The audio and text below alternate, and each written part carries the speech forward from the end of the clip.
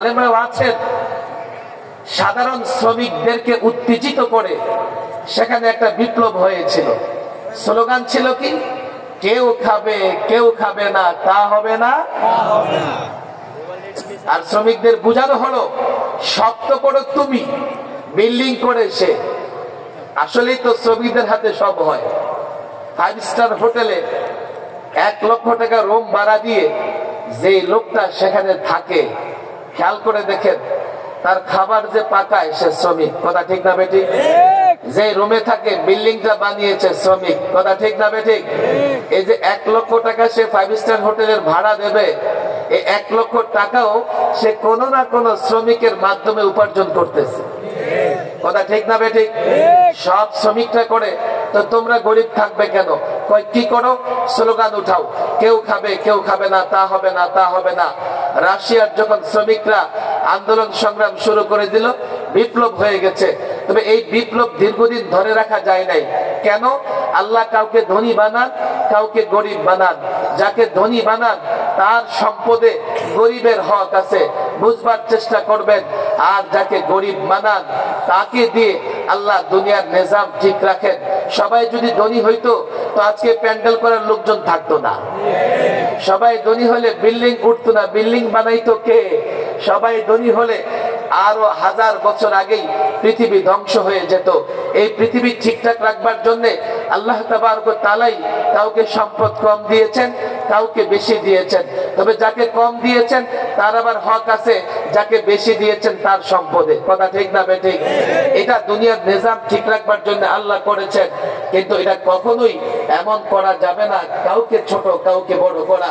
তখন সে আমাকে বলতেছে কি, আমরা হুজুর বাংলাদেশের শ্রমিকদের জাগ্রত করতে পারলাম না। মানে শ্রমিকদের জাগ্রত করে আবার সমাজতান্ত্রিক বিপ্লব করতে চান, যে বিপ্লব রাশিয়াকে ধ্বংস করে দিয়েছে? কোন চিন্তা নিয়ে ঘুরে? আমি বললাম, আপনাদের ব্যর্থ হওয়াটা দেশের জন্য রহমত, আর আমাদের ব্যর্থ হওয়াটা এটা দেশের জন্য গজব। আজও মাঝে মধ্যে এই সাম্রাজ্যবাদী শক্তিগুলো হঠাৎ করে কোথাও শ্রমিকদের ভেতরে দাঙ্গা ফাসাদ লাগাইয়া দেয়। আপনারা ভালো বুঝতে পারবেন, মাঝে মধ্যে পত্রিকার নিউজ পড়ে আমরা যা বুঝি যে সাম্রাজ্যবাদী শক্তি, সমাজতান্ত্রিক শক্তিগুলো আমার দেশে এক তো শ্রমিকদের নিয়ে খেলা করে, আবার শ্রমিকদের মাধ্যমে দাঙ্গা লাগিয়ে তারা তাদের উদ্দেশ্য স্বার্থ হাসিল করতে চায়। এই জন্য আমি শ্রমিক ভাইদের বলি, আমি সরকারকেও একাধিকবার বলেছি এই প্রোগ্রাম থেকে, বাংলাদেশে একজন শ্রমিক যেটুকু বেতন পেলে তার পরিবার এদেশে একটা সাধারণ মানুষের মতো মান বজায় রেখে পরিবার চালাতে পারে, এতটুকু বেতন তাকে দিতেই হবে। যদি কোনো ব্যবসায়ী না দিতে পারে, ব্যবসায়ী গুছাইয়া ফেলো। যদি না দিতে পারে, ব্যবসা গুটাইয়া ফেলো। একটা শ্রমিক এখানে 8 ঘন্টা 12 ঘন্টা শ্রম দেয়, তার পরিবার আছে, তার সন্তান আছে, তার মা বাবা আছে, সকলকে নিয়ে যাতে একটা ন্যূনতম মান বজায় রেখে সেই চলতে পারে, এতটুকু বেতন ভাতার ব্যবস্থা করতে হবে। আর এটা করবার জন্য গভর্নমেন্ট মালিক পক্ষের সঙ্গে বসে সেটা করবে, আর শ্রমিক ভাইয়েরাও সেই সহযোগিতা করবেন যাতে মালিক এই গার্মেন্টস থেকে, এই ব্যবসা থেকে লাভবান হতে পারে। এর বাইরে গিয়ে যদি ভিন্ন কোনো পথ অবলম্বন করা হয়, শ্রমিকরাও মানবে না, আমরা আলেমরাও মানব না। যাই হোক, আমি আপনাদের বলি, দেখেন বড় সুন্দর একটা প্রোগ্রাম এখানে হয়েছে। আমি শ্রমিক ভাইদের বলি, আজকে এখানে শ্রমিক কাফেলা হয়েছে। বাংলাদেশের শ্রমিকদের অনেক সংগঠন আছে, অনেক সংগঠন আছে। আমি এর অনেক সংগঠনগুলোর খবর এমন রাখি, এই সংগঠনগুলো বা এই শ্রমিক নেতারা মূলত শ্রমিকদের ব্যবহার করে। আমার বড় ইচ্ছা এই শ্রমিকদের ভেতরে এমন এক কাফেলা হবে যারা শ্রমিকদের ব্যবহার নয়, শ্রমিকদের অধিকারের আদায়ের চেষ্টা করবে। শ্রমিকদের অধিকার আদায়ের চেষ্টা করবে, ব্যবহার নয়। পশ্চিমাদের কথায় কিংবা ভারতের কথায়, চায়নার কথায় শ্রমিকদের ব্যবহার করতে তখনই পারবে না যখন এই ধরনের শ্রমিক কাফেলা প্রত্যেক গার্মেন্টসে তৈরি হয়ে যাবে, প্রত্যেক এলাকায় তৈরি হয়ে যাবে। তারা যদি সতর্ক থাকে, তারা যদি সচেতন থাকে, তো শ্রমিকদের ব্যবহার করে কোন সংগঠন, রাজনৈতিক সংগঠন, সাম্রাজ্যবাদীদের দোসর কোন সংগঠন না গার্মেন্টস সেক্টরকে উত্তেজিত করতে পারবে, না শ্রমিকদের ব্যবহার করে দেশের ক্ষতি করতে পারবে। আমি এই শ্রমিক কাফেলাকে বলবো, প্রত্যেক জায়গায় কাফেলা তৈরি করেন, প্রত্যেক জায়গায় কাফেলা তৈরি করেন, প্রত্যেক জায়গায় কাফেলা তৈরি করেন। যারা রাজনৈতিক দল কিংবা মতাদর্শের ঊর্ধ্বে উঠে শ্রমিকের কল্যাণ, শ্রমিকের অধিকার এবং দেশের অধিকারের জন্য কাজ করবে, দরকার আছে না নাই? আমার দিকে খেয়াল করেন, আমি শ্রমিক ভাইদের বলি, দেখো তোমরা সংগঠন করো, যদি তোমরা সংগঠন না করো তো অন্যরা সংগঠন করে তোমাকে সেই সংগঠনে নিয়ে যাবে। আমি এই টুপি দাড়িওয়ালা শ্রমিক ভাইদের বলি, তোমরা সংগঠন করো, আর তোমাদের সংগঠন পরিচালিত হবে মসজিদ থেকে। তোমাদের সংগঠনের নেতা হবে যে নামাজের প্রথম কাতারে থাকে। তোমাদের সংগঠনের নেতা হবে যে সত্য কথা বলে। যদি তোমরা পারো তোমাদের অধিকার আদায়ে মাঠে নামতে হবে না, মসজিদে বসে থাকো, তোমাদের অধিকার তোমাদের ঘরে পৌঁছে যাবে। যেহেতু এই সংগঠনগুলো নানান সংগঠন নানা ভাবে নানা জায়গা থেকে পরিচালিত হচ্ছে, শ্রমিকরা বারবার মাঠে নেমেছে, আজ পর্যন্ত আমি কোন মাঠে নামার পরে ন্যায্য দাবি পূরণ হতে দেখিনি। আংশিক পূরণ হলেও পুরোপুরি আমি তাদের ন্যায্য দাবি পূরণ হতে দেখিনি। ওলামা ইকরামদের ধন্যবাদ দিতে হয়, আসলে ওলামা ইকরামদের। আমার শ্রমিক ভাইয়েরা সারাদিন গার্মেন্টসে কাজ করেন আর তাদের সন্তানদেরকে মাদ্রাসায় রেখে যান, কথা ঠিক না বেঠিক? আমি আলেমদের বলবো, গলিতে গলিতে মাদ্রাসা বানান। আমার শ্রমিক ভাই বোন সারাদিন থাকবে গার্মেন্টসে, আপনারা সেখানে তার সন্তানদের পাহারা দেবেন, তাহলে এই সন্তান কোনোদিন মাদকাসক্ত হবে না। নাহলে এই সন্তানদের কিন্তু বাঁচাতে পারবো না। শ্রমিকের ছেলে শ্রমিকই থাকবে কেন? শ্রমিকের ছেলে আলেম হবে, শ্রমিকের ছেলে অফিসার হবে, আর এই বিষয়টা নিশ্চিত করতে পারে ওলামায়ে কেরাম। আপনারা প্রাথমিক শিক্ষা এমন ভাবে দিয়ে দেন, একটা সন্তানকে মানুষ বানিয়ে দেন, যাতে পরবর্তীতে সে দেশের নেতৃত্ব দিতে পারে, পরবর্তীতে সমাজের নেতৃত্ব দিতে পারে। আমি আপনাদের কাছে একটা আবেদনই জানিয়ে যাই, হে ভদ্র, হে যুবকেরা, নামাজি যুবকেরা, দাড়ি টুপিওয়ালা যুবকেরা, তোমরা অন্য যুবকদের নিয়ে সংগঠিত থাকো, তাহলে অন্য কেউ সংগঠন করে ভালো যুবককে সেই কাতারে নিয়ে বিভ্রান্ত করতে পারবে না। তোমরা দায়ী হও, নামাজের দিকে দায়ী হও, তোমরা ইবাদতের দিকে দায়ী হও, তাহলে তোমাদের শ্রমিকদের দাওয়াত দিয়ে ডেকে কেউ অন্যায় পথে নিতে পারবে না, মাদকের পথে নিতে পারবে না, সিনেমা হলে নিতে পারবে না। আমি বলি, জানো, তোমরা যদি দায়ী হও, তোমরা যদি সংগঠক হও, তখন দেখা যাবে প্রত্যেকটা গার্মেন্টসেই শান্তি বিরাজ করতেছে, কথা ঠিক না বেঠিক? আমি হাতে পায়ে ধরে বলি, এই 1200 সংগঠনের, এই 1200 জনের সংগঠনের প্রত্যেকটা সদস্যকে বলি, আজকে সময় এসেছে।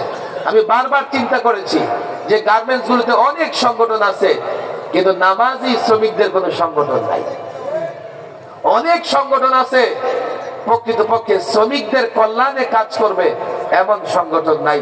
আমার বড় ভালো লাগতেছে, আমি বড় আজকে একটা তৃপ্তির ঢেকুর তুলতে পারতেছি যে শ্রমিকেরা মিলে এই সংগঠন কায়েম করেছে। তোমরা সংগঠিত হও, তোমরা ঈমান ইসলাম ধরো, লালন করো।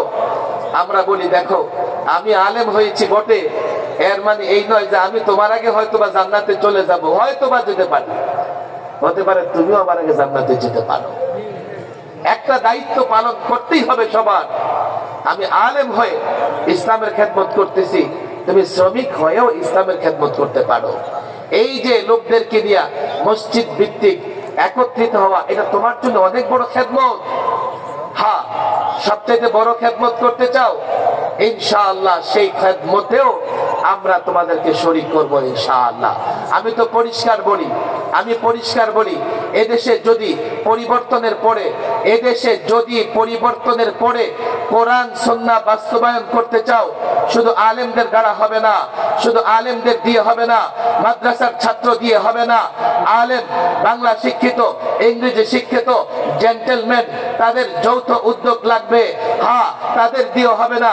যতদিন আমার শ্রমিক ভাইয়েরা সহযোগিতা না করবে, আমার শ্রমিক ভাইয়েরা যদি সহযোগিতা করে, স্কুল কলেজ ইউনিভার্সিটির জেন্টেলম্যান যদি সহযোগিতা করে, আলেমরা যদি নেতৃত্ব দেয়। 5ই আগস্টে পরিবর্তনের পরে একটা পরিবর্তন দরকার ছিল, পরিবর্তন হয়েছে, তবে এটা চূড়ান্ত পরিবর্তন নয়। এই পরিবর্তনের পরে কোথাও কোথাও হয়তোবা বৈষম্য থাকবে না, তবে চূড়ান্ত বৈষম্য দূর করতে হলে মানব রচিত বিধান দিয়ে, মানব রচিত ধর্ম দিয়ে, মানুষের অনুর্বর মস্তিষ্ক থেকে উদ্গত কোন বিধান দিয়ে আমরা দেশকে পরিপূর্ণ পরিবর্তন করতে পারবো না, বৈষম্য মুক্ত করতে পারবো না, শান্তি প্রতিষ্ঠা করতে পারবো না। এর জন্য চূড়ান্ত একটা পরিবর্তন লাগবে, এর জন্য বড় ধরনের পরিবর্তন লাগবে। তবে হ্যাঁ, সেই পরিবর্তনের আগে টার্গেট, সেই পরিবর্তনের আগে লক্ষ্য ঠিক করতে হবে। আমাদের লক্ষ্য হবে ইসলাম। কেন ইসলাম শান্তির ধর্ম? কেন ইসলাম সাম্যের ধর্ম? ইসলামে কোথাও বৈষম্য নাই। ইসলাম মানবতার ধর্ম, ইসলাম শান্তির ধর্ম, ইসলাম বিজয়ের ধর্ম। টার্গেট হবে ইসলাম। ইসলাম প্রতিষ্ঠার জন্য শ্রমিক, ইসলাম প্রতিষ্ঠার জন্য আলেম, চাকরিজীবী এক কাতারে নেমে আসবে। টার্গেট যখন ইসলাম হবে, পরিবর্তনে রক্ত দিতে হবে না। এই 5ই আগস্ট পর্যন্ত, জুলাই থেকে 2000 ছাত্র জনতা রক্ত দিয়েছে। আমি তো বলি, শ্রমিক যদি ইসলাম চায়, চাকরিজীবী যদি ইসলাম চায়, মালিক যদি ইসলাম চায়, ব্যবসায়ী যদি ইসলাম চায়, আলেমরা তো ইসলাম চাই। আর নিজ নিজ জায়গা থেকে একটা স্লোগান দেয়, আমরা পরিবর্তন চাই। পরিবর্তনের পরে ইসলাম চাই। ওই পরিবর্তন বিনা রক্তপাতে হবে এবং বিনা রক্তপাতে বাংলাদেশে ইসলাম কায়েম হবে।